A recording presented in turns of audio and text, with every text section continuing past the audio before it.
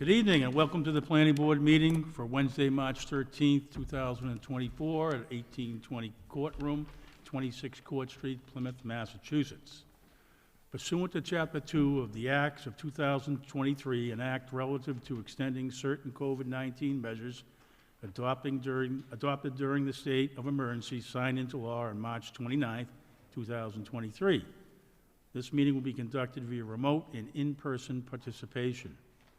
Specific information and general guidelines for remote participation by members of the public and/or parties with a right and/or requirement to attend this meeting can be found on the town's website. First on our agenda this evening, we have administrative notes. We have the minutes of February 12, 2024. A copy was sent out today at 12:36 p.m. today with some corrections on it that were discussed at the last meeting. So has everybody had the opportunity to review the minutes that were sent today? Yes. Yes? Okay, then I will entertain a motion, please. Unless you have questions, sir. Yes, Mr. Chair. I just have the question because I know that the decision last time was to have Mr. Donaldson and Ms. Keene meet together and come to an agreement. So I just want to know if this document represents an agreement between the parties or not. I received this from Ms. Keene, who said that there was a partial agreement in her email, so I didn't understand what that meant. Why don't you ask Mr. Donaldson? Okay, I'm happy, Mr. Donaldson. Thanks, Chief, for that question. I'm not in complete agreement with some of the minutes of the notes. Ms. Keene and I have kind of gone back and forth on this a few times. And what I'm mostly concerned about in this regards of these minutes that she presented it's a little bit changing in verbiage that's not needed, and I was also in agreement with her in regards to stating that her attorney was present at the meeting for that time. But other than that, I was completely satisfied with the original notes for the minutes that were handed it to us. So I believe that's where I am on my end. So my question is, this is not totally agreed to between Ms. Keene and yourself, Correct. as it's currently written, correct? Correct. Correct. Okay, so what is the pleasure of the board? Do we work a little bit further? Let me finish my comments. Do we work a little further toward correcting these, or do we scratch what's not approved and vote? That's what I'm asking the board. Ms. Keene? So, Mr. Donaldson and I could not come to a full agreement, but there are corrections here that are just the corrections from the tape that are incorrect.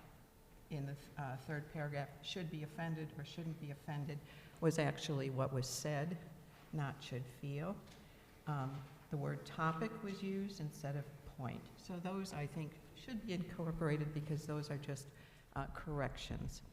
But the additions to the meeting alongside are really in compliance with open meeting law, which states that anyone not in attendance should be able to read this meeting minute without the attachments and be reasonably able to understand what happened. Well, all it says about me is that I noted that I was a planning board member, and then I read a prepared statement, and there were documents that are attached. That does not give anyone a reasonable understanding of what transpired. So what I added to this, I believe, is brief, concise, factual, and allows someone to pick up these minutes who was not present to at least have a reasonable understanding of what happened aside from the fact that I was a planning board member, and there are attachments, because it goes into some detail for Mr. Donaldson, but no detail for me. So again, these are factual, they're concise, and they really do not add anything that they really make this in compliance with open meeting law. Thank you. Okay, so again, I'll entertain what the board would like to do with these minutes. Should we, again, Mr. Donaldson doesn't agree with partial statements that have been added on here, if I'm not mistaken, those would have to be stricken and some type of motion made, and a motion could be made on the way you wrote the minutes also, and vote on, so we can move forward with that procedure as far as, So I move that the meeting minutes be accepted with the corrections as per the document received this afternoon. okay. Do we have a second? I will second that. Okay. Discussion on the motion, if any. Okay, no discussion. All in favor? Dave? Yes. Ms. Keen? Yes. Mr. Donaldson? No. Steve? No. And myself, no. The motion does not carry. So, Mr. Donaldson, I'd what? like, sorry, Go ahead, Mr. Chair. I'm sorry. I'd like to make a motion that the original minutes be added with the correction of adding Mr. Trifoletti as her attorney by her side,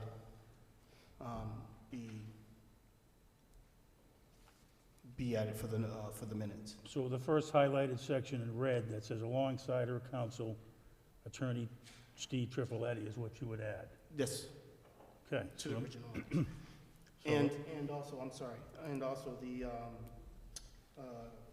verbiage of should be offended or should not be offended, I am in agreement with that. Okay. So the motion is made to approve the original minutes, adding in the top section, you gentlemen and Ms. Keen can see alongside her counsel, attorney Steve Trifoletti, and you go down to the third paragraph. He is also in agreement with should be offended or shouldn't be offended. So that is the motion to adopt those minutes. We have a motion and we have a second? So all in favor? Wait, is Well, there we- discussion on this? Oh, motion? discussion, go ahead, discussion, I'm sorry.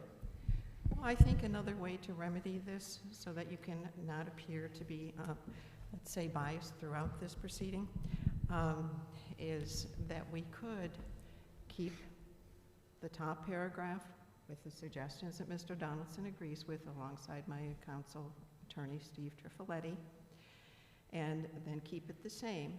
But then when we get to Mr. Donaldson, you can basically say, Mr. Donaldson spoke a prepared statement instead of read, because I also spoke a prepared I statement, didn't have, and transcribe his and say, see attached. All right, so, So he would have the attachment, I would have the attachment, and they would both be the statements. all right, let's So go through. Everyone would First- have to first- go first through the of- attachment. I'm sorry, Excuse Mr. me, Chair. I'm still speaking, Mr. Donaldson. Oh, please, continue. Thank you. So in that way, it would be much fairer or more just, because Mr. Donaldson's statements would be in an attachment, my statements are an attachment, and then what stands is what the planning board members said about those statements. I think that would at least not have the appearance of some bias against me. We have a motion Well, no, you're still in discussion. in discussion. Do you want to discuss that? That, I'm not in agreement with that because I didn't have a sworn statement, so if we're concerned about transparency and the facts, I didn't have a sworn statement, so that, I don't think that's relevant for my I behalf. really don't want to go back and forth. I just want to finish that. I didn't have a sworn statement, I made a statement. I didn't make a, You made a statement. we you both said, made you said statements. written statement, I'm sorry, I apologize. No, I made a Prepared statement. statement, I didn't have a prepared statement. It doesn't matter, we both made statements.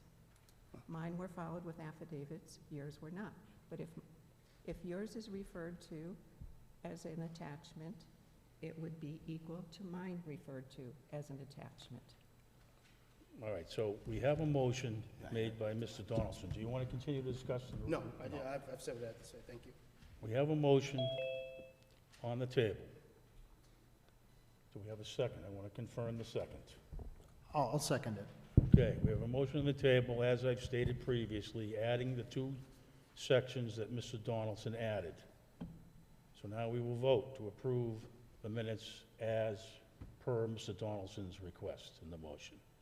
Mr. Donaldson? Yes. Mr. Baldwin? Yes. Mr. Peck? Yes. Ms. Keen? No? And myself, yes. Minutes pass 4-1. Okay, now we will move on to the covenants, plans, and releases. B, 437 Pine Hills Release of Covenant, MDSP Flagstone. Questions and/or comments on B 437? Seeing none, I'll entertain a motion. I move approval, B437.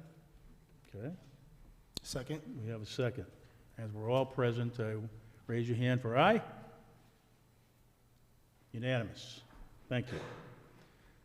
Next, we had on our agenda, we had Plymouth Center Steering Committee appointment, which has been rescheduled to March 27th, 2024.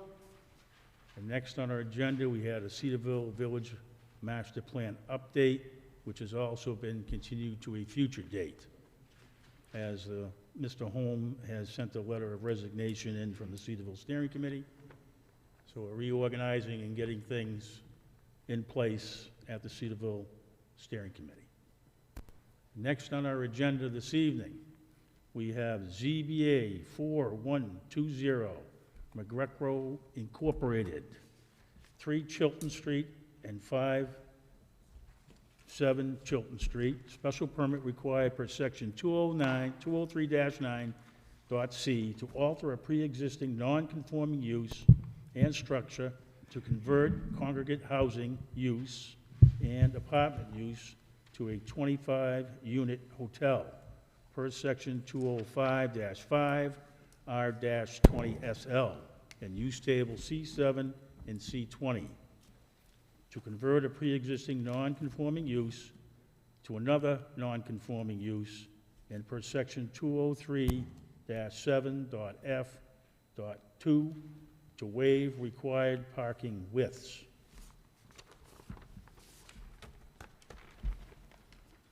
Good evening. How you doing tonight? Good evening. Thanks for having us come in tonight.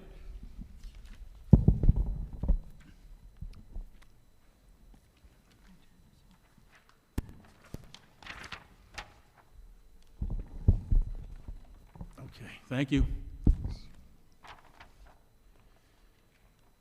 I have a letter in my hand from McGreco Design, Develop, Manage, dated March 13th, 2024, referencing Brigitte Kuhn. Dear Mr. Chairperson, we respectfully request that the planning board member, Brigitte Kuhn, recuse herself from tonight's... Keen, sorry, I'm just reading verbatim off of here, and I apologize for not pronouncing it properly. Recuse herself from tonight's hearing on ZBA 412 McGreco Incorporated, 3 Chilton Street and 5-7 Chilton Street. As you're aware, based on counsel for the town recommendations, Ms. Keene agreed not to participate in matters concerning McGreco Incorporated and/or Rick Vale. These recommendations were a result of her inappropriate behavior regarding the hearing for 46 Sandwich Road. Her actions without full planning approval, board approval, violated her authority as then chairperson, clearly showing bias toward McGreco Inc. and Rick Vale, and violated all citizens' constitutional rights to petition and appear before the planning board. Since this understanding, Ms. Keene once removed herself from a hearing and subsequently attempted to remain part of another hearing and participated in the vote. If Ms. Keene refuses to adhere to her agreement, we'll be forced to again explore legal action as outlined in our letter from council to the Select Board and Town Manager. Sincerely, Rick Veo, President. Mr. Keene, Mr. McGreco, do you have anything else to add to your letter, sir? No, I think that pretty much sums it up, other than to say, you know, this was an understanding based on the actions following the August 10th Planning Board meeting. The understanding has not been followed,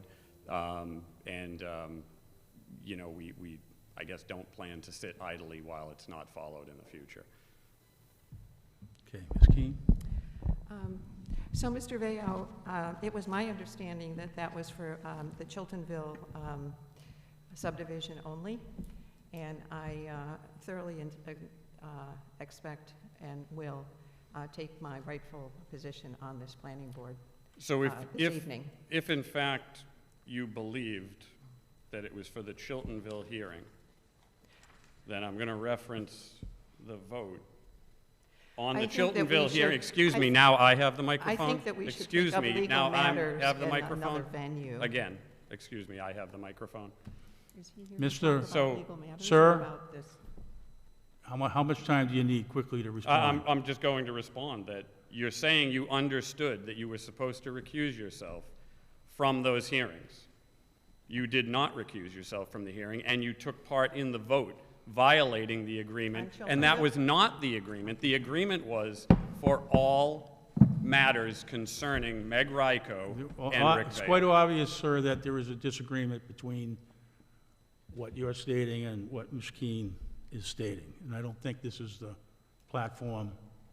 Actually, you brought it up, and it has been discussed, and I read it into the record. So we really need to proceed now with your hearing so that we can, So just to through be the clear, you're process. refusing to recuse yourself. Absolutely. Okay.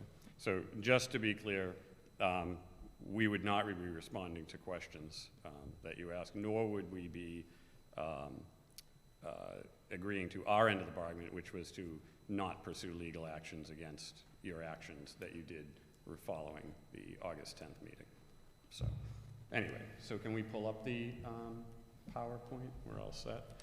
So I'm going to click through. Can I just roll through that, Lee?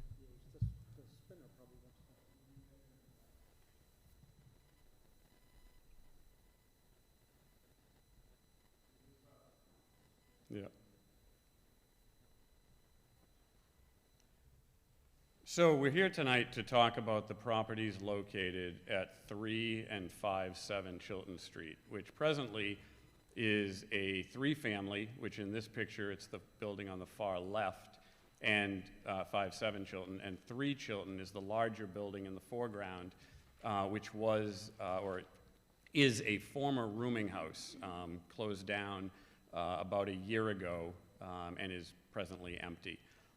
So those buildings have operated as a 3-family and that rooming house for many decades at this point. Our proposal tonight is to convert both properties into a 25-room boutique hotel. So Meg Ryko does a lot of development in the town of Plymouth, but we've also in recent years ventured into I guess I'd say putting our money where our mouth is in terms of helping Plymouth expand, with most recently opening the general store in downtown, and now venturing into the hotel arena. And we're going down these paths, as I said, to help further Plymouth development and address some of the needs of downtown. We saw a big need in the retail side, that's why we pursued the general store, and now we also see a big need in the boutique hotel side, and that's why we're pursuing this project. This will be a hotel that we own and operate, again, of a boutique nature, only 25 rooms. The project would entail a complete renovation of both buildings. We've been in front of Historic once.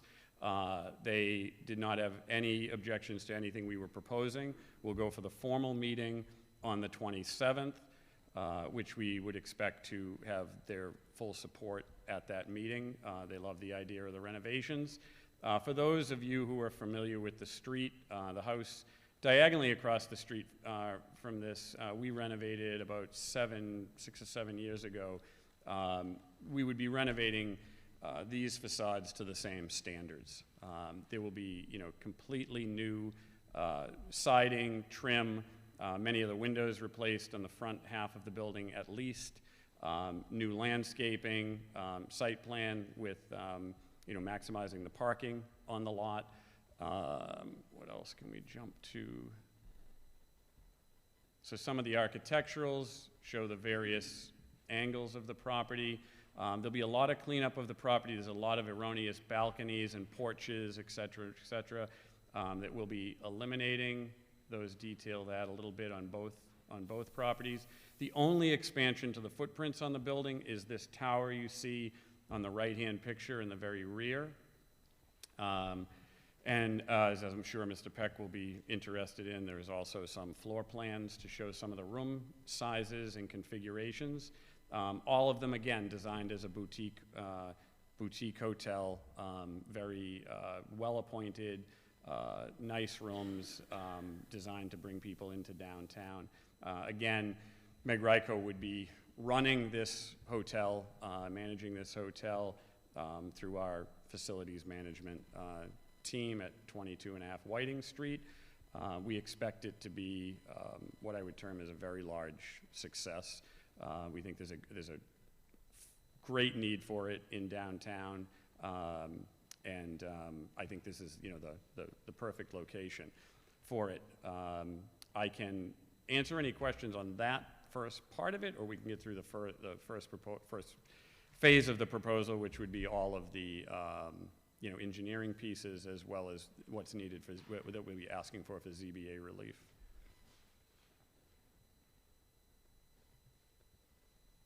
You want to move on to the engineering and whatnot? Yes, sir, please. Okay.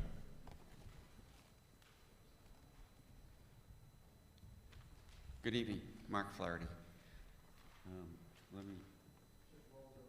Okay.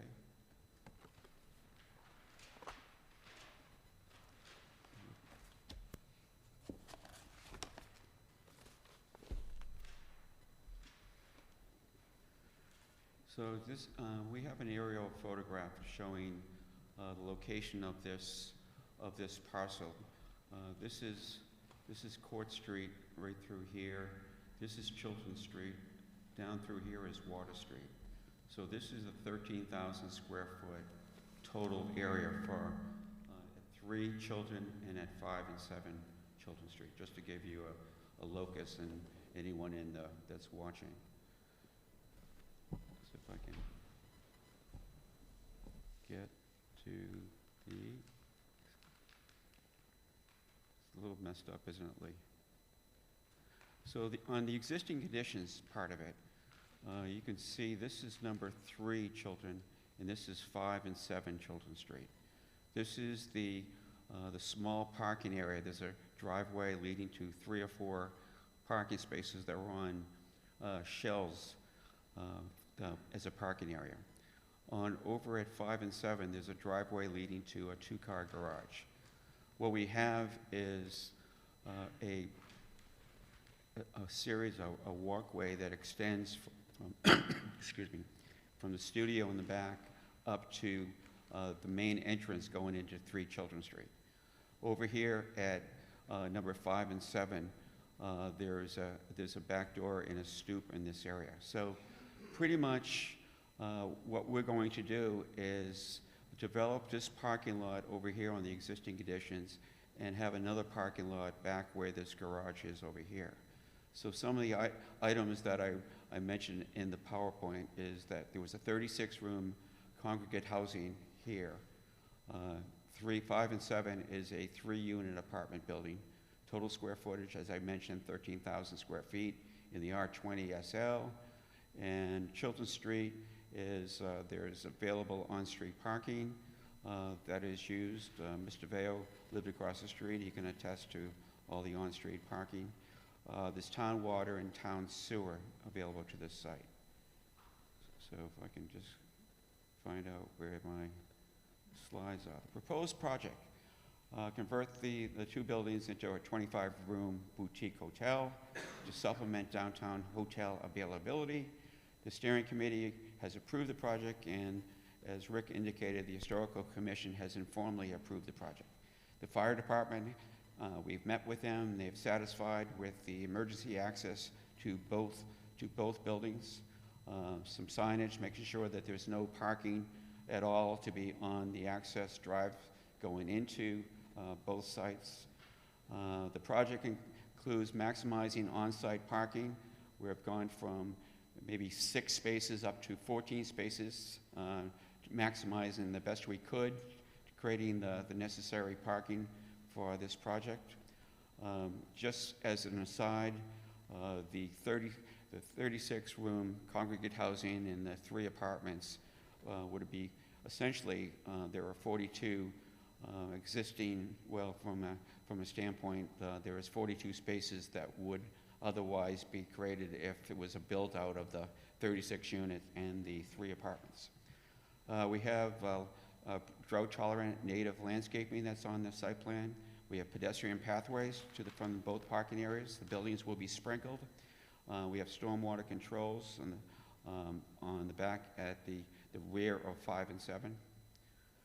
So let me navigate. Sorry, board, that this is the overall site plan that's in your packet. You can see that we have 5 parking spaces over at 3 Chilton Street and 9 parking spaces at 5 and 7. Both entrances will be widened. There's a handicap spot in this area. We have pedestrian walkways from this 5 and 7 parking lot. Pedestrians would go to their rooms at the stoops at 5 and 7, or they walk from the parking area back up this walkway to the entrance that is in this area over through here. We have landscaping. There's a city park that we've created back in this area. The dumpster will be placed in this back area over here. It will be a rollout dumpster. So again, it will be a paved parking lot. Again, 9 spaces over here, 5 spaces in this area. Our drainage is back in this area. All 100% of the site is sized off of drainage where there's no drainage right now. So pretty much one slide that we wanted to put in for your review is the available parking within 5 minutes of our site. So there's several different parking areas that tenants, if they were looking for a space and there wasn't spaces accommodated on the site, there's available parking in this area through here. So from that standpoint, I'll turn it over to Rob D'Ambrosio so he can speak to the necessary ZBA relief. Thank you. Thanks, Mark. Thanks, Rick. Good evening, Mr. Chairman, everyone on the board. Nice to see you all. For the record, Rob D'Ambrosio, D'Ambrosio Law here in Plymouth. So I'll be brief. I'm just going to give some technical explanation of the relief being requested and sort of a procedural basis here, the stuff that's really thrilling and juicy to everyone. So just to be clear, I guess Mark was alluding to the parking. You know, this is, I guess, gratuitous in the sense that, just to be clear, we're not seeking any relief for the parking count. We've had a discussion with inspectional services, and as Mark pointed out, due to the grandmothering, if that's the appropriate term these days, of the parking spaces for the previous use, which was 42, we're well in excess of the required parking. Currently, therefore, we're not seeking relief for the parking count. So just wanted to kind of make that clear. This is just explanatory in nature, this that aspect of Mark's presentation. What we are requesting relief for relative to parking is parking width, which again is often granted by the board. You know, one of the spaces is going to be 8 feet in width, which is a parallel space. The handicap space is going to be 8 feet in width, but of course it has the buffered area to either side of the space for ingress and egress. So that's quite common. In fact, the hospital presentation that I made recently, as you might have recall from that proposal, all the handicap spaces are 8 feet wide at BID. So parking width is one relief requested. Incidentally, the parking that is currently on site is undersized as well, relative to the current standard. The core relief that we're seeking is really, I think, what Rick alluded to, which is the conversion of a pre-existing non-conforming use. So your zoning bylaw, our zoning bylaw, does allow one pre-existing non-conforming use to be replaced with another non-conforming use. So that's why we're seeking relief under section 2055 and the use table for that conversion, conversion of use. And then similarly, we are altering a non-conforming structure that's pre-existing, again, along the same rationale. That's under section 203-9. So, and procedurally, we do have an advisory recommendation. I don't know if the letter's issued yet from the Plymouth Center Steering Committee. Robin, is that issued yet? Okay. I wasn't able to attend that. So they're, of course, advisory to you. You, in turn, are advisory to the Zoning Board of Appeals, and the Zoning Board of Appeals is the special permit granting authority in the matter. And that's it. I won't belabor it. I'm happy to answer any questions. Thank you. Thank you. Anything from staff? Robin?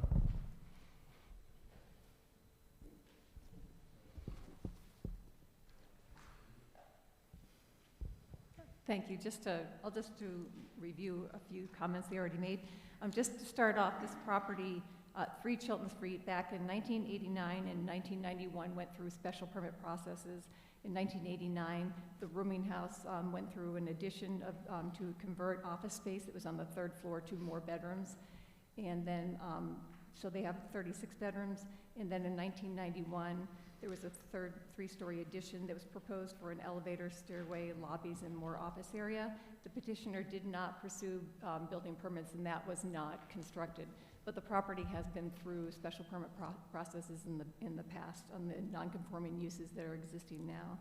And as petitioners all mentioned tonight, they're here tonight for a special permit to convert a pre-existing non-conforming use into another non-conforming use, being the 25-room hotel.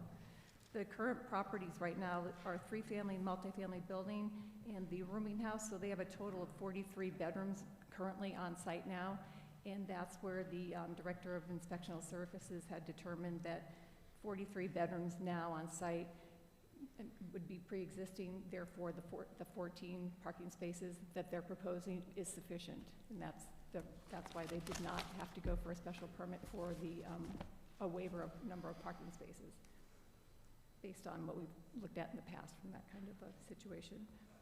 The renovations are, as they mentioned, are mostly internal to the structures. The footprints remain the same. There's only one addition to 57 Chilton Street in the rear. That's an 8x13 addition. Other than that, the footprints remain the same. The parking areas and the access for vehicular and pedestrian circulation is being improved on site, where you go from the parking spaces to better access along walkways and accesses into the building. So they're trying to coordinate the 2 buildings into the use that they are proposing. And again, the other special permit is for the reduced parking space width from 10 foot to 8 feet wide within the spaces they're providing on site. The landscape plan, I need to look at that more closely. I think Mark said that they are drought tolerant, but I do believe we need to look at those and make sure that those are native plantings on the plan. The fire chief reviewed the plan and gave their okay with the proposed layout, with just an addition of some signs that they wanted to have allocated and noted on the plans. And then the Plymouth Steering Committee voted all in favor of it back in February, and we did receive the email from the chair. And the petitioner has presented informally to the Historic District Commission in February, and they're scheduled for their formal hearing on March 27th. We just received engineering comments yesterday, so the petitioner has those, and I believe they're working with engineering on addressing those comments and working through those, but we just received them yesterday, so you don't have those as part of the conditions at this point. We put into the staff report the reasons for believing it could be granted is appropriate use within this zone and on the site. The surrounding uses in the area include commercial and cultural uses and a mix of residential housing types from anywhere from single family to apartment buildings and bed and breakfast and a mix of them, all within the R20 zone, and also 3 sides of the property are within the downtown harbor district as well. So you're in a very downtown-oriented, mixed-use area on this location.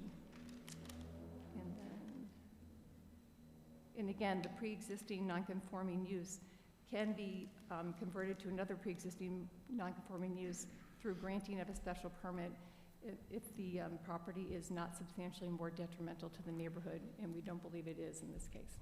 Thank you. Thank you very much. Okay.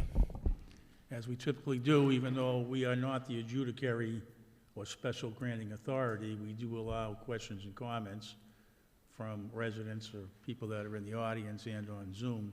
If that's okay with the board, I'll go to the audience first. Okay. Is there anyone here this evening wishing to speak? Please come to the microphone. And as I hope everyone knows, you are allowed 3 minutes. Really? No more than 3 minutes. No more than 3 minutes? No more than 3 minutes. How you doing, Frank? Good. Good evening. I just happened to be here as a candidate for planning board, and this also happens to be on my street, Chilton Street. I live at 20 Chilton Street. So I'm very familiar with the neighborhood. I know Mr. Vio does good work, and the building that he did rehab across the street there is a lovely addition to the community in the street. I am, though, very concerned with the parking. I heard the discussion, which is new to me, of the 46 possible spaces that they were allowed to have because there were 46 bedrooms there, but this was a congregate housing, and I'm sure that the bedrooms they're talking about were probably fairly narrow, and I don't remember in the time that I've been there ever an amount of parking in excess of a few cars associated with those structures. So the addition of 14 spaces is good, but 25 units, that area, that street undergoes constant traffic issues. The intersection at the top of the street there is almost no enforcement and almost always people breaking the law there, parking right against the corner and against the sidewalk because there's not a lot of parking overall during any period in Plymouth when there's the slightest reason for an increase in traffic, whether it's good weather, holidays, or otherwise. So that street, if you were to go down there on almost any evening other than maybe Monday night, would be pretty full all the way up and down the street. And it's only on one side of the street that parking's allowed. So though I would believe that this eventual construction would be a positive addition to the community, I would say that it cannot support that many parking places, that many cars, and I'm sure they're looking for full capacity. So I don't know what control you have over that, but I think it's a major issue. Thank you. Thank you very much, sir. Anyone else wishing to speak, please?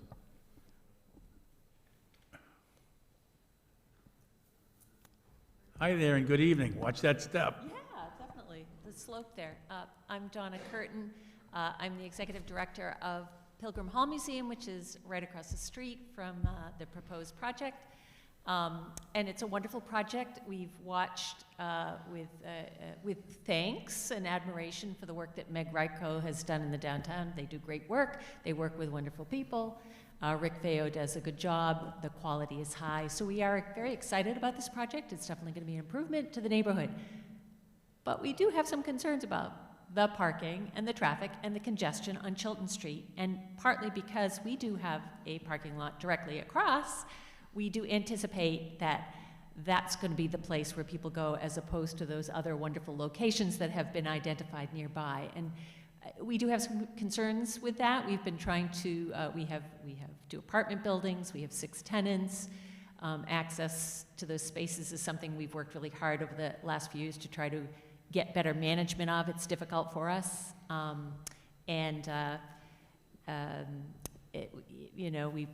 We've partnered with Passport Parking Authority to make the lot a paid lot during the daytime, but we haven't extended that to the evening.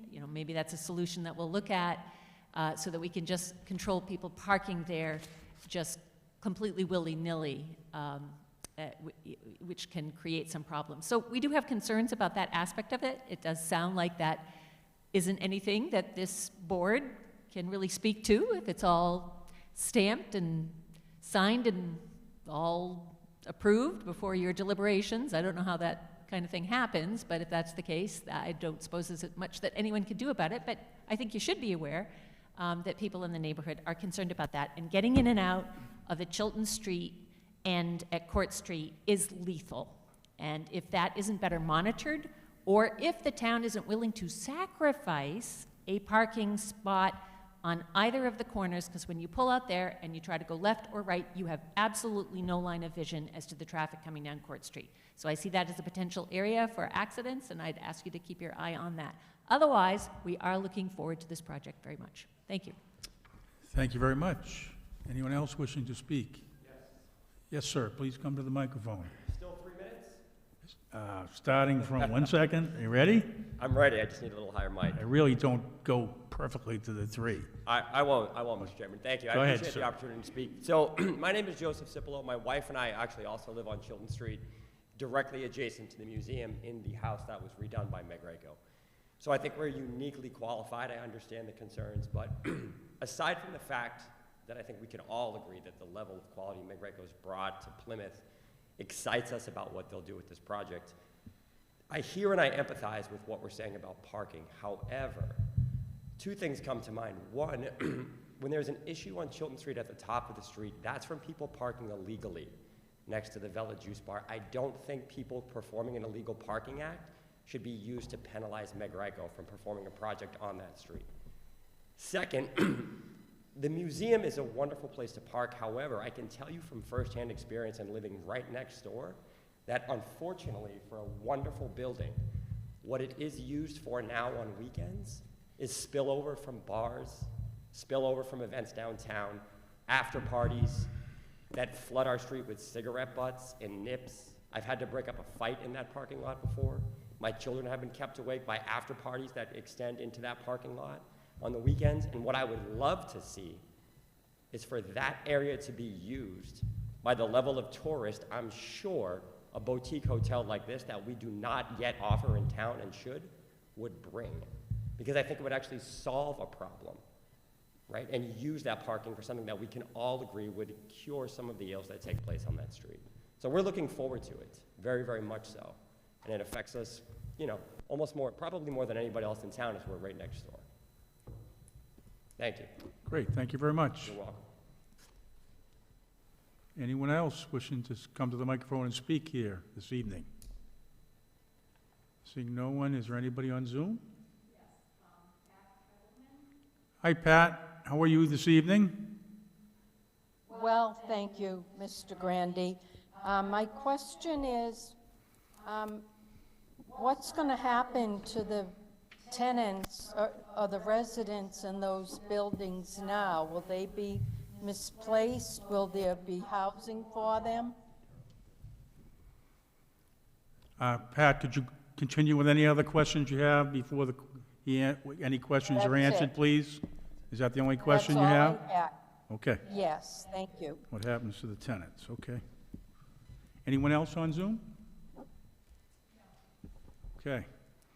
So obviously we have, before it goes back to the board, we have questions that have been asked by the members here in the audience and Pat Ehrman online about, obviously, the parking and what happens to the tenants that are in the building now. So I'll answer Pat's question first, and that is a great question. We actually refused to buy the rooming house until there was a solid plan to relocate all of those tenants. And fortunately, Mr. White, who owned the rooming house for many years, found an excellent location. I believe it was on the North Shore, and was able to transfer all of those residents prior to us purchasing the property. And again, that was part of our stipulation. The 3-family, through attrition, there is now only 1 tenant left. That tenant has known since we purchased the property, so over a year now, that once we received, or if we received approvals, we would be renovating the building. He's well aware of that, and we will be helping him to whatever extent we can relocate, whether that's in one of our other properties or just helping facilitate and find another location. So, does that answer your question fully? Yes, thank you. Okay. So moving on to the parking. So the zoning bylaw that regulates the parking count for hotels has been in existence for decades, and it calls for one space per room. That really needs to be rewritten. That's not today's standards any longer. You would really reduce that by about a third because of the advent of Lyft and Uber. You can do research on that as we have, but you would not expect a 25-room boutique hotel to need 25 spaces. It would be more like 17 spaces. That said, we expect to operate at about a 70% level. So based on current uses and how the hotel will operate and its capacity, we feel the 14 spaces is more than adequate. But that said, we've also done research on the various other parking spots. You have paid parking immediately next door. I lived on Chilton Street for 6 years, and I would respectfully slightly disagree with Mr. Mand about the parking. There was never a time that I had a function at my house that people couldn't park on the street. I parked there all the time, to be honest, to pick up food at either end of the street and or just walk around downtown, et cetera, et cetera. There's really never a problem, other than maybe a peak day in the summer. You then, on top of that, have Memorial Hall, which is a lot within a 4-minute or 3-minute walk at that point. You have the Brewster Street parking lot, which is within 5 minutes. You also have paid parking on Howland, Brewster, at the foot of the street on Water Street, along Court Street, and Clifton Street. All free parking. So we feel, again, we have adequate parking for this facility. We've done a lot of research into that. And we also feel that if there is spillover, they would not necessarily be going to the immediate neighborhood. There are plenty of options there. In regards to the lot, I'm going to concur with what Ms. DiCipolo had to say, because, again, I lived beside this parking lot for Pilgrim Hall for many, many years. And I myself had interactions with many of the people parking there. We do not expect that type of those type of interactions to go on with people who are spending $500 a night at a boutique hotel. These are exactly the people we want to come to town, exactly the people we want using our paid parking. And as I understand it, a large portion of the Pilgrim Hall parking lot is now paid parking. It's not dedicated to the Pilgrim Hall parking lot. If that is removed in any way, again, I just don't see it as a hindrance, because there's plenty of parking in the neighborhood. Okay. Now, I'm going to bring it back to the board for questions. I will start with, before I start with the board, I just would ask you, Mr. Vail, for a copy of what you gave me earlier as far as Ms. Keen's position and what I read into the record. If we could provide a copy You of that. can have that. You can hang on to that copy. I have already given it to Ms. Keen. If you Okay. could provide, So I'll forward Lee a new copy. I would appreciate it. Thank you. So now I will bring it back to the board for questions and comments. Mr. Chairman, Yes, since McGreco isn't going to be, please. isn't going to be answering my questions, maybe I could go first and get that out of the way, because there won't be any answers. That's fine with me. Okay. Okay. Well, So we're going to bring it back to the board. Ms. Keen, please, thank you. for your comments. Feedback. All set? Okay. I'm hopeful then, since there won't be any comment or... I'm sorry, you need to pull that closer. I'm hopeful, since there won't be any replies from McGreco or the representatives, that some of my other board members might pick up on what I have to say and ask those questions. Now, the first thing that I want to say is that I definitely feel that this will be an improvement to Chilton Street. And that I'm very happy to know that you relocated all the rooming house occupants, even though it was out of Plymouth. I wanted to ask if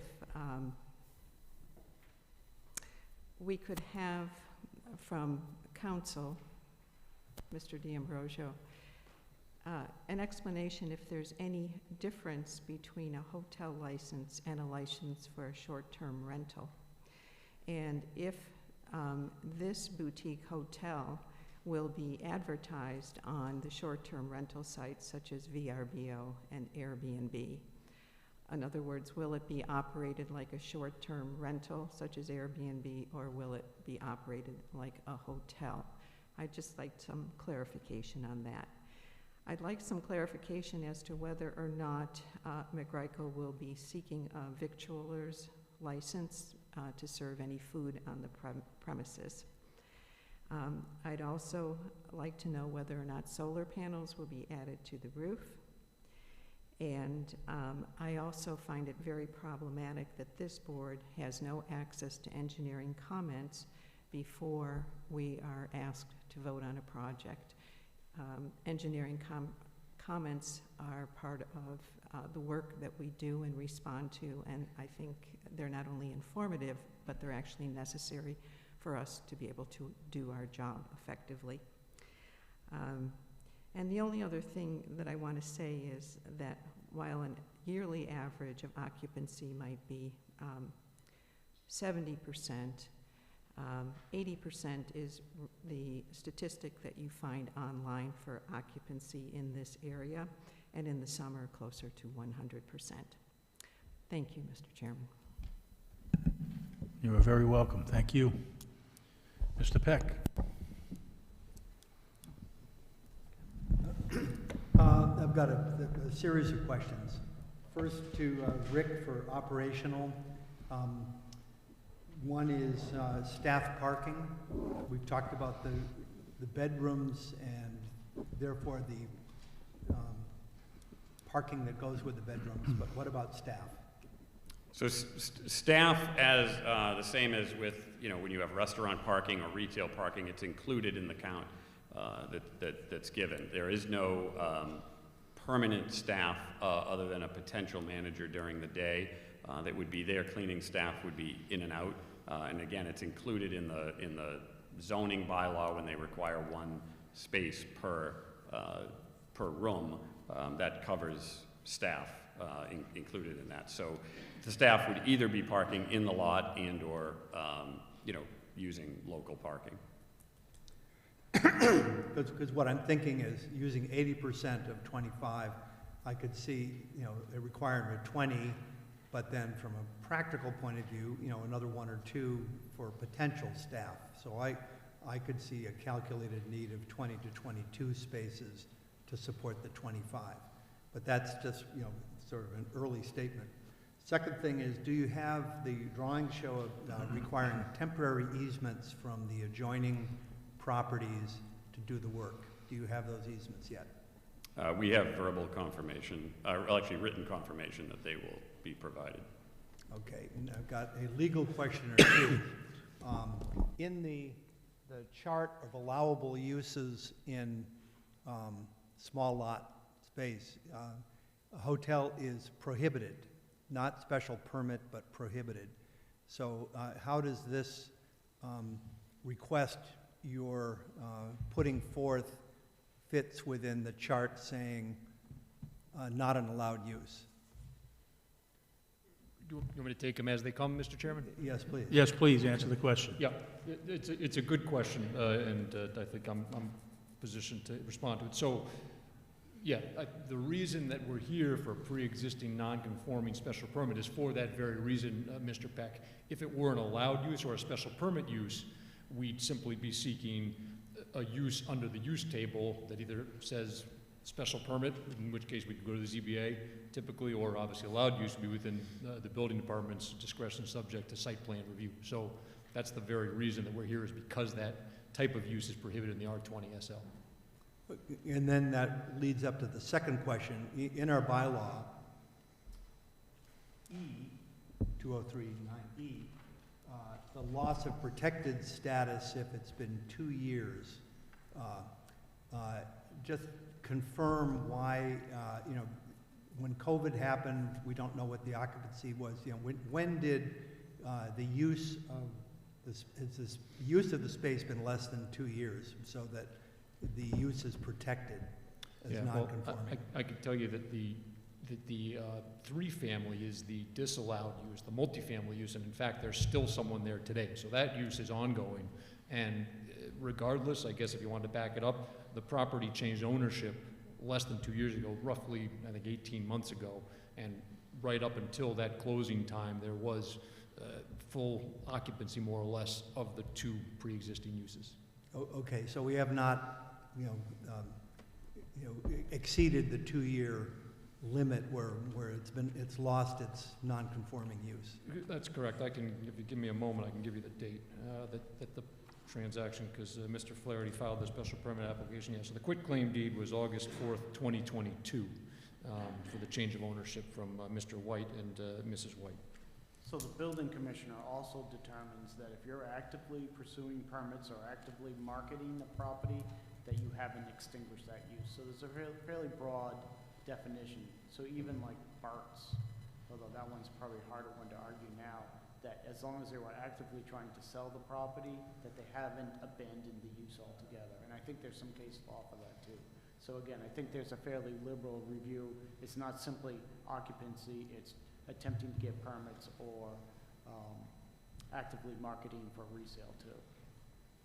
And, Okay. and if the building commissioner was not comfortable with that, he would have stated that and it wouldn't be before us today. But my main concern also is parking. Whether it's for 25 or 20 or 22, I believe those extra cars are going to end up on Chilton Street or be potentially detrimental to the neighborhood.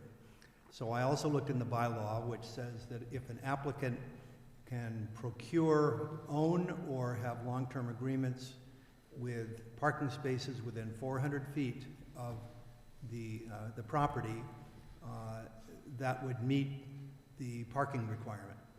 And I'm recalling, Rick, a couple years ago with the Bradford Hotel, that the ZBA asked to work with you, that you would provide, a long-term agreement with spaces across the street. And so I feel that looking at the map that Mark put together, there's not only Pilgrim Hall, which is across the way, but there's an empty lot on Howland Street. St. Peter's Church has a big lot, and of course behind Memorial Hall. Our bylaw also allows, when under agreement, shared parking of spaces. So I would recommend, I'll just back up before I throw in the recommendation. I think this is a great use, great reuse of buildings. It's a great planning, almost a gem for the downtown.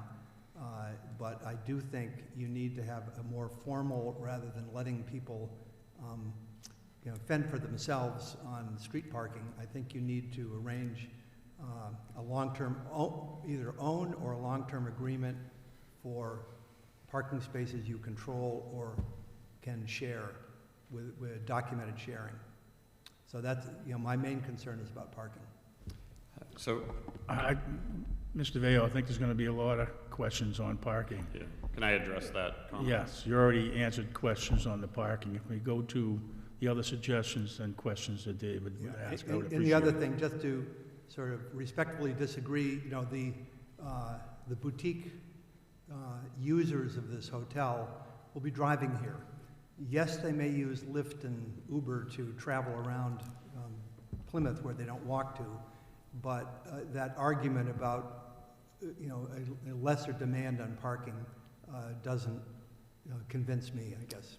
So I would respectfully, strongly disagree with that. We've done extensive research. I've attended conventions. I've met with other boutique hotel owners that own up to 15 hotels from P-Town to New York. All of them concurred, and actually they were the ones that convinced me that you will not need a space for every room, especially on the higher end hotel. That's not how they're getting there. I don't know what is backing up your statement on that, but I would say ours is backed up by extensive research. As for our agreement on the Bradford, I remember that vividly, and I remember Mr. Conroy pushing me to do that, and was happy at the end of the day that pushing that, be in that direction, solve the problem and solve the PGDC issue. But quite frankly, it's been a nightmare ever since. It's very difficult to enforce that, even if you're paying for it with the property owner. People park there, you can't control it. We have people constantly, we're towing people out of those spaces. We would not enter into another one of those agreements. It's a nightmare. If we had an opportunity at another property we owned and we had the need, we would certainly do that, but we would not enter into another agreement like that. It was fine to get the deal done for the Bradford, but it's been a headache for myself and all of the Meg-Ryco staff ever since. Thank you. All set, Dave? All set. Thank you. Mr. Bolton?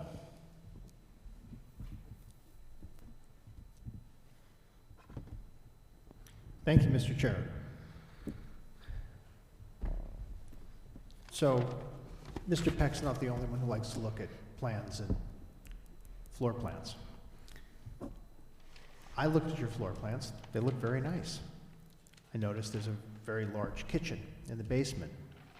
Didn't see a dining room, though. I did see a space that's marked on one plan as lounge and another plan as event space. Could you elaborate as to what that space is going to be used for? Sure. The hotel will not be offering any food service, room service, anything like that. There'd be no cooking by the hotel on site. The space in the basement is a little bit sort of up in the air of exactly how it would work, because we don't know exactly how the hotel will be used. We could see boutique weddings taking over the entire space, not having the wedding there, but actually people just staying there, small conventions coming into town and taking the whole space. So we plan on providing some lounge area down there and possibly what I would call a catering kitchen, but we would not be looking for ourselves any food licenses or alcohol licenses in any way. I mean, we would not be serving that in any way. The only food operation we could see doing is providing breakfast service from the general store over to the hotel. So there's no intent of creating an event space where you would be leasing out that space to people who are not staying at the hotel? Absolutely not, no. Thank you. Thank you, Steve. Carl, please. My only questions was in regards to parking. We've been talking about that, so. But one side note on parking, I wanted to know, the site's only allowable for one handicap parking spot? Correct. And is that because there's only one handicap Unit? Or, unit? yeah, no, so the first floor of the large building, correct, Mark? Yes. First floor of the large building will be all handicapped accessible. But typically, because of the number of spaces required, one handicap space is required. If we found we had a greater need, we would convert another space. Okay, and I don't know, just curiosity, or maybe have you thought of or sought out to maybe getting a special street permit in front of your property? For parking? For parking. So historically, you know, we've chatted with the PGDC many times over the years about requesting, or say buying a residential pass, or a number of them, you know, every year for several years to keep that. The PGDC really wasn't in favor of that because they want to see that rotated. They don't want to see it permanently used. And we don't want to necessarily encourage people to park directly in front of it. If it's available, great, but if it's not available, there are several lots you're renting in a boutique hotel in a downtown area, dropping off your bags, parking your car within a 3 to 4 minute walk, should be an acceptable function, and something as part of the experience of renting in a you know, dense downtown area.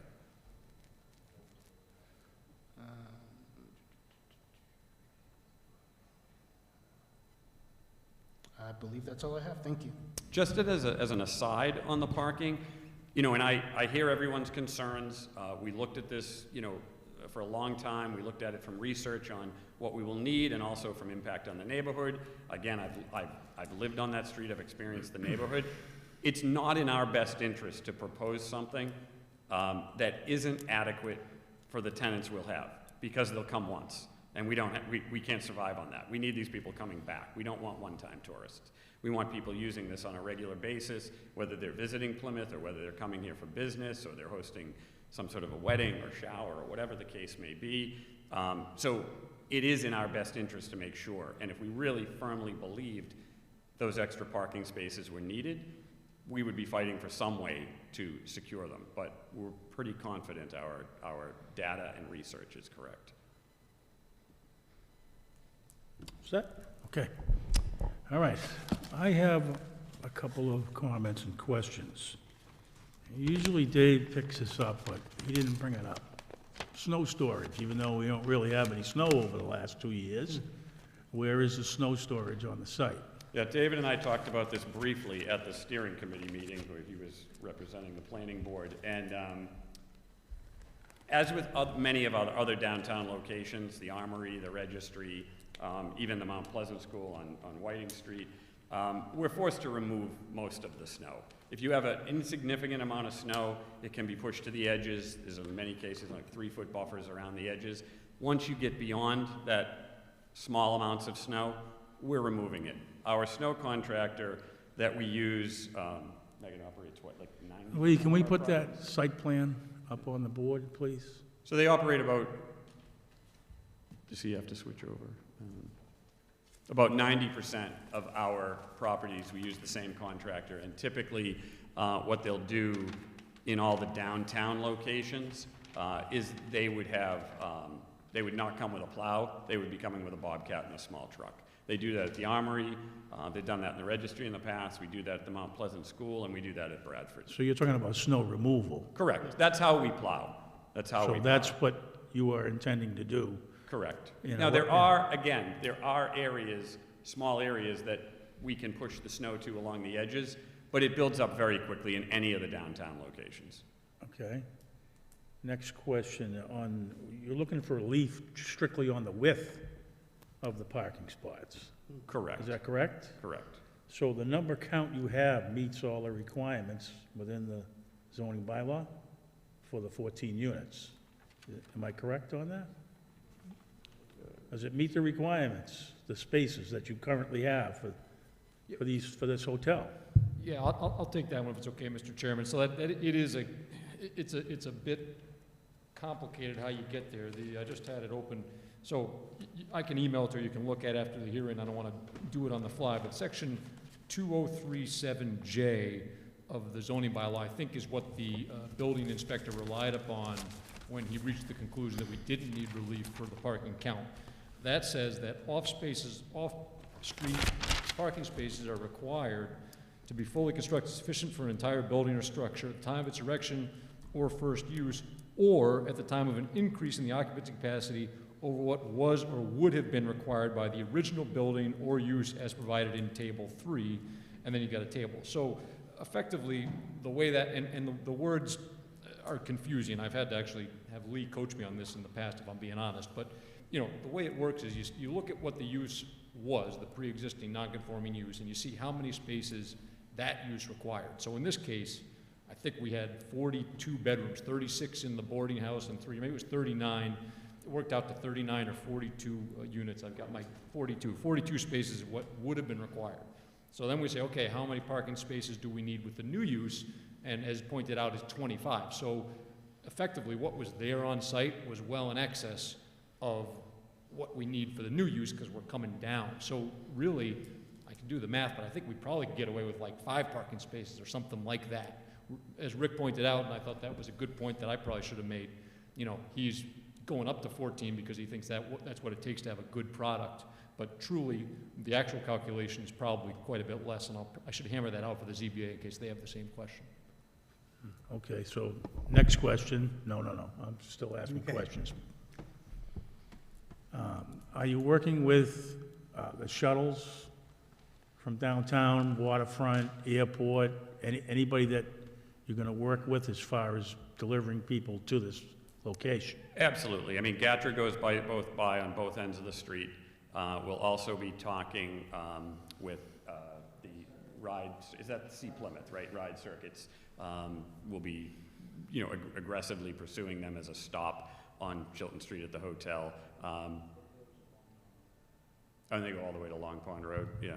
So yes. I mean, we haven't begun the marketing, and Megan Champagne, who's here with me tonight, will be heading up all of the marketing and facilities of the hotel, and we'll be working with all of the local groups in terms of both shuttling people back and forth, but also working with them to, I guess, promote and actively combine all the different services and get the most out of them.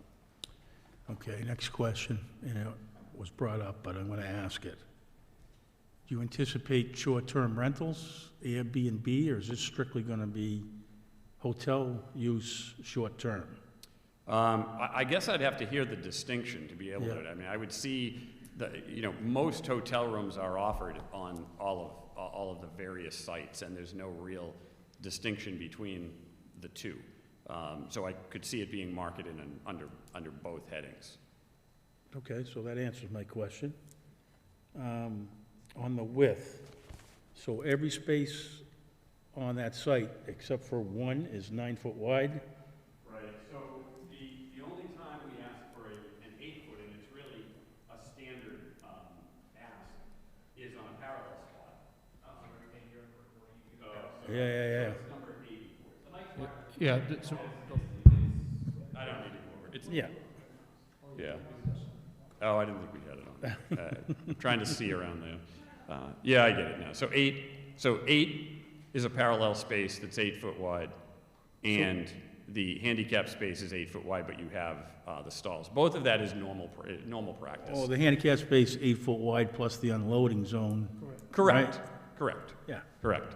And then the other spaces, we're asking for 9 feet, which Mr. Peck and I had a discussion of this briefly at the steering committee, and we have commonly asked for this, and I would say every project we have been approved for in Plymouth, we have always asked for 9-foot spaces because we weren't doing what we call public spaces, meaning, doctor's offices or retail shops or that type of thing. So we've always converted to 9 in the effort to maximize the amount of parking on site and not overflow onto the streets.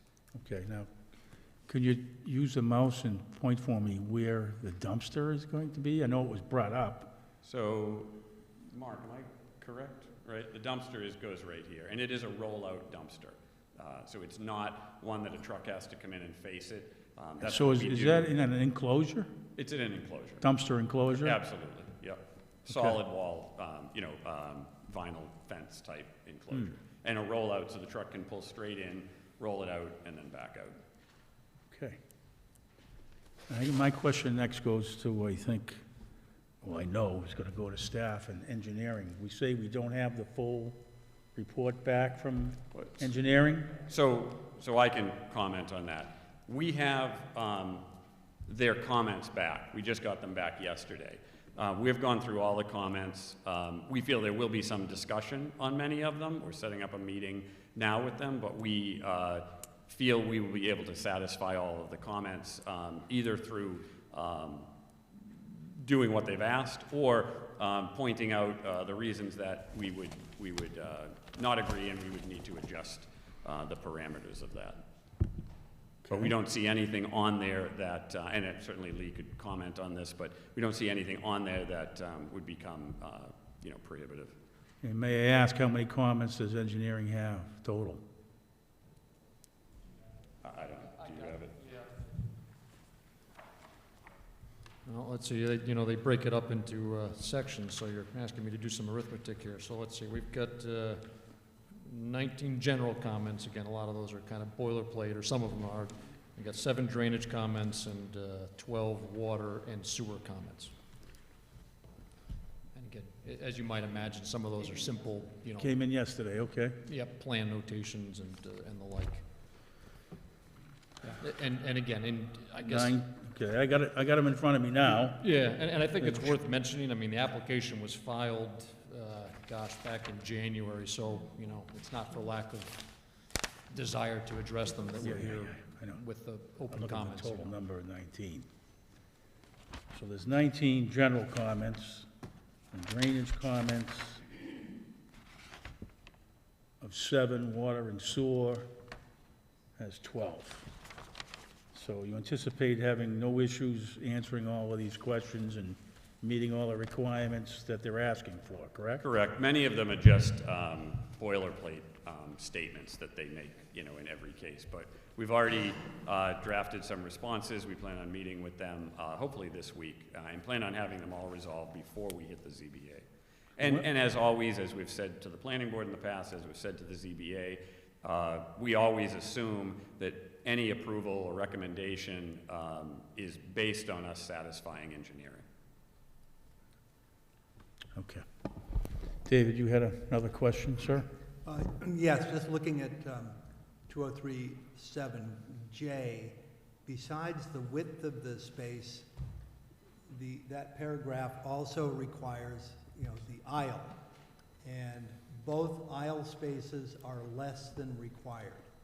So right now, the perpendicular parking zoning requires 25, the plans show 23.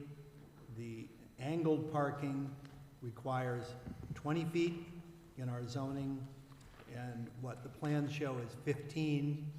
So at least in the description of the relief requested, I don't see a request to reduce the circulation aisles as well as the width of the parking spaces. You want to take it, Mark? Again, we met with the building inspector, and it was his determination that the aisle spaces that you're referring to, the 15 feet and the 23 feet, is a vast improvement over what was existing. And he felt that the asking for that waiver was not necessary, David. Okay, well, again, it doesn't quite match what the written words in the book are. But Yes, pre-existing non-conforming to another non-conforming site use. But it is being redesigned. Oh, I understand, David, I'm just telling you, it's pre-existing non-conforming, and it's gonna be non-conforming because it doesn't meet the aisle spaces exactly, right, I agree. Yeah, and I'll just say, I'm worried in particular about the angled spaces, because I looked at the length of typical cars from BMWs to Beetles to Escalades and Suburbans, and some of them will stick out and make the aisle even narrower. So it's just it's a concern, and I just wanted to ask that question. Sure, absolutely. Any other questions, comments? No. No? Okay, thank you. Would you like to read that or look at it? Okay, so I don't have any other questions or comments from board members. Is there any final comments, Mr. Veo, at all? No? Okay. I'll entertain a motion, as we are only advisory to the Zoning Board of Appeals, so we will be sending an advisory report to the Zoning Board of Appeals, as they are the special permit adjudicatory board on this decision. So I will entertain a motion. Motion to recommend to the ZBA approval, subject to all of the conditions stated and compliance with all of the engineering requirements. Okay, we have a motion. Do we have a second? Second? Discussion at all? Dave? Yes, I'd be willing to, if we can add a condition that the applicant will meet the bylaw by acquiring an additional 10 spaces to supplement the 14 on-site in conformance with the bylaw, I would support it if we add that as a condition. Well, it would be a suggestion, because it's not actually a condition. We suggest the condition. We're suggesting, Suggesting. if we add that as a suggested condition, I would support the motion. Okay. Any other comments on the motion? So, the motion stands as is, or? Are we going to add David's on the motion, David's comments. I think that, I mean, there's no way they can provide 10 spaces. Yeah. Yeah, I don't see that. If there is a requirement for it, then the ZBA can enforce that requirement. Ideally, I'd love to see more parking. I'm sure that Mr. Veo would love to see more parking, but the space is what the space is. And if they're in compliance with the zoning bylaw, then we don't have the ability to state otherwise. If we did, I would certainly be stating otherwise.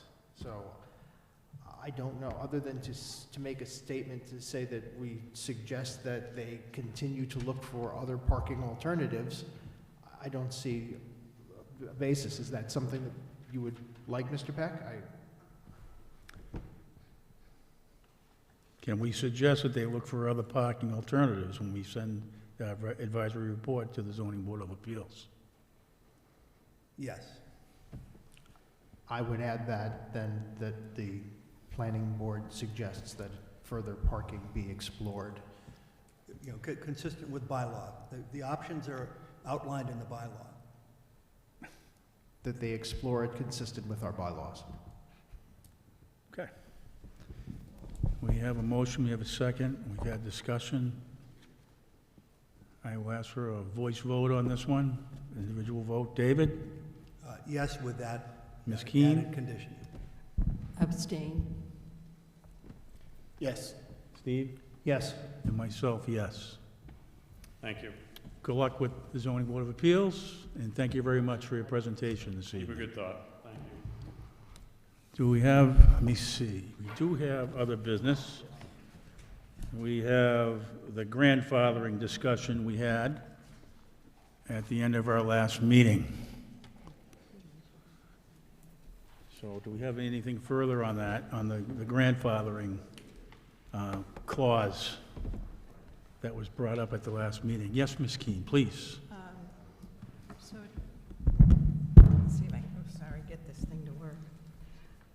At the last meeting, I provided this board with an article that was in the New York Times that talked about the state appeals court.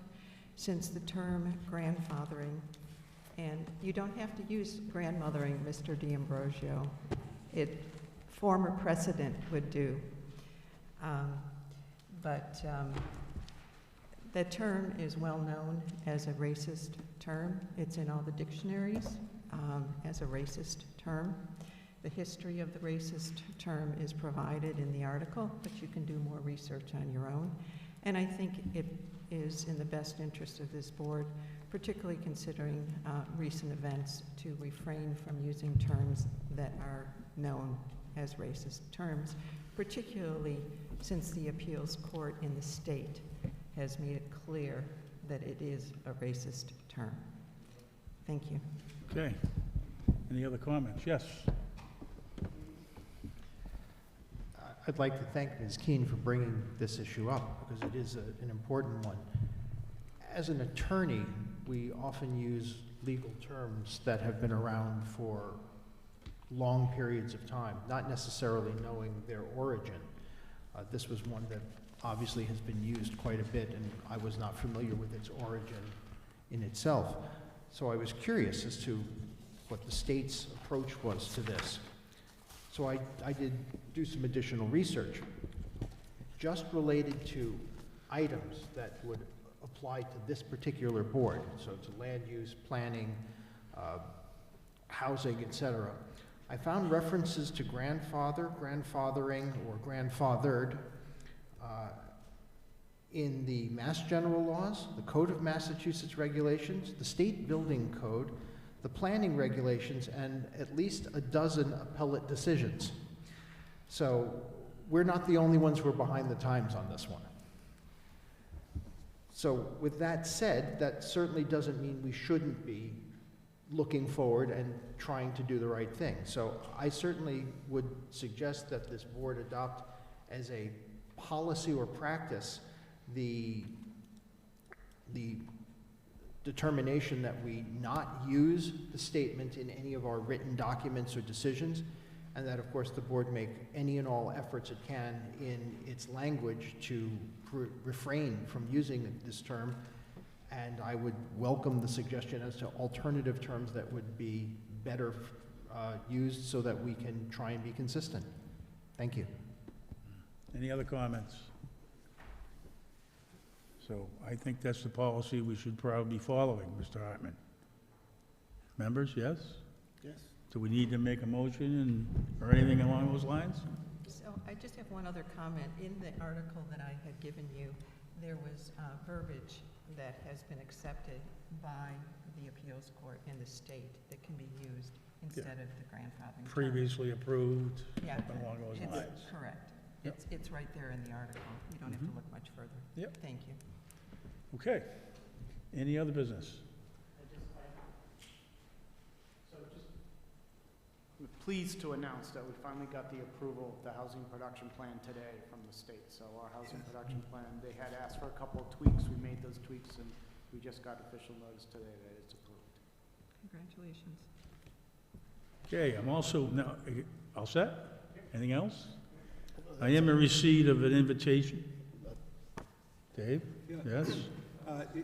Just a question, in the package of other paperwork from Bourne and Kingston and Carver, there was something where they submitted a dock stuff on 403 Federal Furnace Road. Do we need to take any action on that? No. For some reason, the state law requires, Chapter 91 requires that all dock permits, Chapter 91 permits go to the planning board. Why, I have no idea. But, so whenever somebody's going for a Chapter 91 permit, there's a requirement. I'm gonna bet that that's some throwback from the 50s or 60s. Okay, so we don't need to take any action or schedule anything? No. We used to never give that to you, but we've gotten in the habit now of anything that comes in, just giving it to you so you have it, so. Okay, thank you. Good question, though. Thank you. Yeah. I am in receipt of an invitation for the 13th Annual Plymouth Education Foundation for Saturday, April 6, 2024, from 6 to 11 p.m. The Pavilion at the Pine Hills, 54 Clubhouse Drive, Plymouth, Mass. So if anybody would like to attend, the invitation has been sent. So Chairman Grandy? Yes. So on behalf of Bob Betters, who's a longtime supporter of that, Rob would like to just make a couple comments on his behalf, if that's okay. Absolutely. Yeah. Yes. If I may, yeah. So as Lee mentioned, I'm here on Bob's behalf. Bob Betters, I believe, is one of the founders of the Plymouth Education Foundation. He's under the weather, but asked me to personally extend an invitation to each of you, so I'll hand these out, unless you're already holding one. These are the invitation cards. And again, for those who aren't familiar with the Plymouth Education Foundation, I'll just give you, 30 seconds here. So, I think that primarily what it does is offer scholarships. So since its inception, it's provided in excess of $250,000 in scholarships and grants, actually since fundraising commenced in 2016. So $250,000 in scholarships. We're good. Yeah. So $250,000 in scholarships awarded in the last 16 years. Annually, $15,000 in scholarships to graduating seniors from Plymouth North and Plymouth South High School. So that's the primary mission of the foundation. It's fundraising and scholarships for local high school students. Again, in addition to that, there is some funding for international student travel, mental health awareness programs, and sponsorship of the Student Business Fair. These are all some things that have been awarded in the past, as well as some professional enrichment grants for educators. So it's a worthy cause. I attend the gala every year. It's a nice event. It's at the Pine Hills this year. Last couple of years, I think it was at Waverly Oaks. And usually good food, local band. We have an a cappella band typically from one of the middle schools. And it's a nice event, so would be pleased to have any and all of you attend or make a contribution if you see fit. I just wanted to personally extend that invitation on Bob's behalf. Thank you. Thank you very much. Any other business? I just want to remind everybody that that's the date of town meeting, and so maybe we will have the impetus to see that town meeting just moves forward so that we can all attend, because it's a wonderful Event. Yeah. event. Okay, thank you. Any other business, please? Motion to adjourn. Second? We have a motion to adjourn. All in favor, raise your hand. Thank you. The planning board meeting for this evening is now adjourned.